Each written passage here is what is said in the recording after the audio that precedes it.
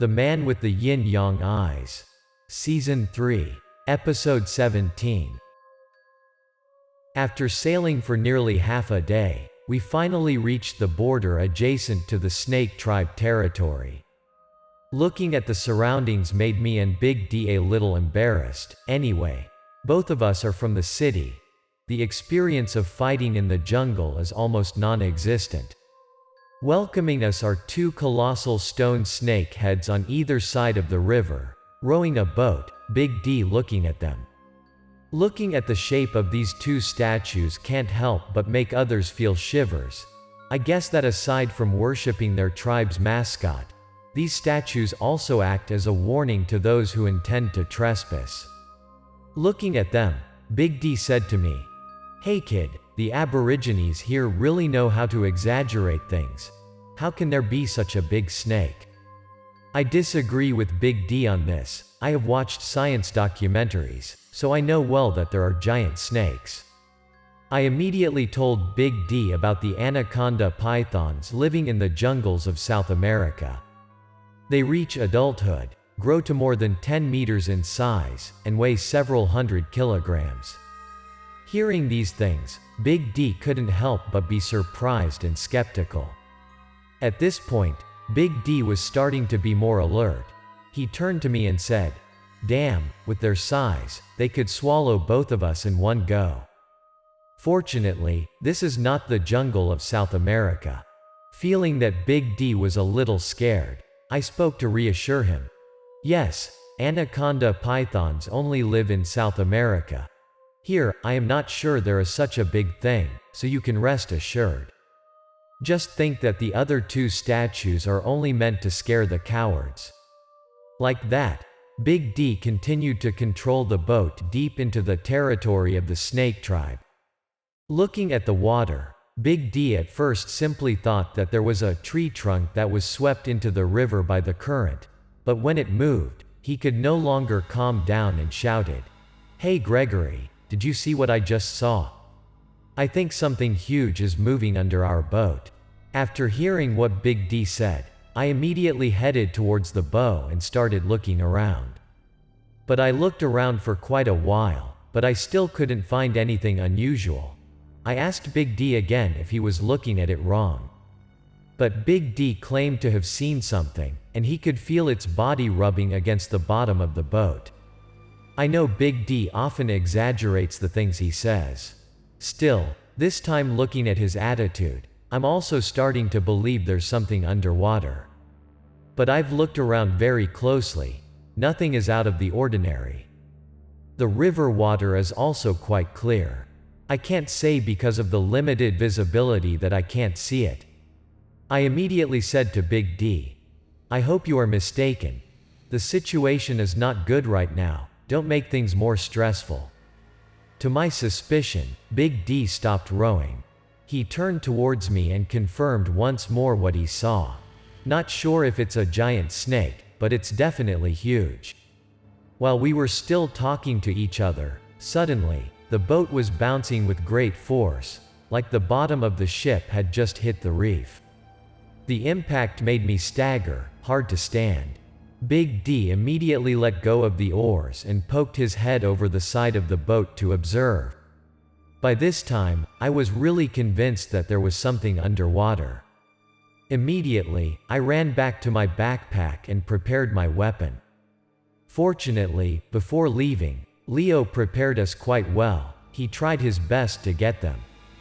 Realizing that fighting in the water would be a huge disadvantage, I told Big D to quickly row to the shore. There is less chance of danger.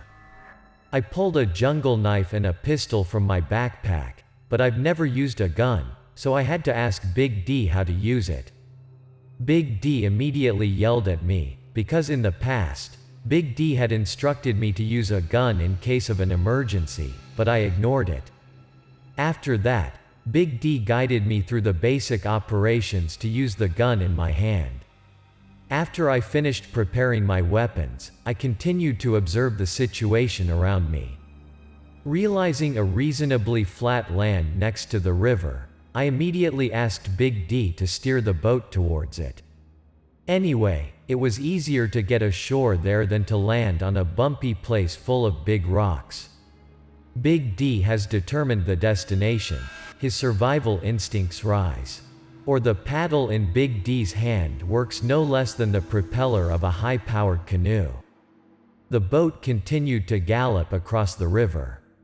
When it was about 10 meters from the shore, the boat suddenly stopped as if it had hit a reef. But the truth is not like that. What we encountered was the body of a giant snake. This time I was able to see it clearly. It is not inferior to the size of the anaconda pythons I have ever seen, even more significant. After stopping our boat, the snake immediately dived into the water to hide. The river water is relatively clear, but I can only see its fuzzy shape moving extremely fast under the water. I immediately pointed the gun in my hand towards it and opened fire. But because it was my first time using a gun, I did not control it well. As a result, all the bullets I fired went off target. After several consecutive shots, I continued to look, but the snake was nowhere to be seen. That's when I yelled at Big D. "What are you waiting for without rowing ashore? You want to be this damn reptile's lunch." At this point, Big D seems to have woken up. Rushing over to grab 2 oars, Big D gritted his teeth and began to steer the boat to move it. Because the boat is at rest, Big D has to do his best to get the ship back to its original speed. Noticing that we started to move, the snake didn't hide anymore but actively chased after us. At this point, Big D can face the snake, which makes him even more scared. The boat was moving faster and faster, and soon we were on shore. Without waiting for the boat to come to a complete stop, I threw myself out of the ship. As soon as I landed on the ground, I immediately looked back at the river, in case the snake rushes to attack Big D, who is still sitting on the boat. After making sure the snake didn't immediately jump out of the water, I signaled Big D to get off the boat. Big D quickly gathered his luggage and gave me his hand to pull him ashore. But just when Big D was about to set foot on the shore, the snake suddenly appeared. Looking at my expression, Big D could tell that something terrible had happened. Instinctively, he turned his head to look. Facing Big D right now was a mouth wide open towards him. Seeing this scene could not help but make Big D lose his limbs. He just stood like a statue, unable to move anymore. Big D now can only roll his eyes at the snake rushing towards him. With no other choice, I grabbed Big D's shirt and threw him on the shore, just in time for the snake to come. Just one more second delay, and everything could not be saved anymore.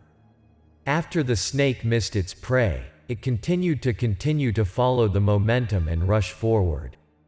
Realizing it was in my attack range, I swung the knife in my hand and slashed it towards its head. The sharp jungle knife instantly cut a long, deep line near the snake's head. Twisting a few times in pain, the snake immediately slithered into the water to hide, leaving behind a large patch of grass covered in blood. After waiting a few more seconds, the snake didn't come back, so I went to help Big D get up.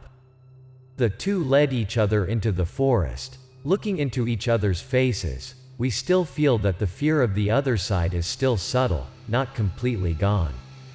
While helping Big D, I suddenly realized that my foot seemed to be caught in something. At first, I thought it was vines growing on the riverbank, but it tightened more and more, and I felt strange, so I lowered my eyes. Immediately I was startled to discover that the thing wrapped around my leg was not vines but the tail of a giant snake. Looks like this damn snake decided to hunt us down. Before I could react or cry out even a single sound, the snake jerked its tail. Following that, my whole body flew backward. By the time Big D realized the abnormality, it was too late. My whole body was submerged in water.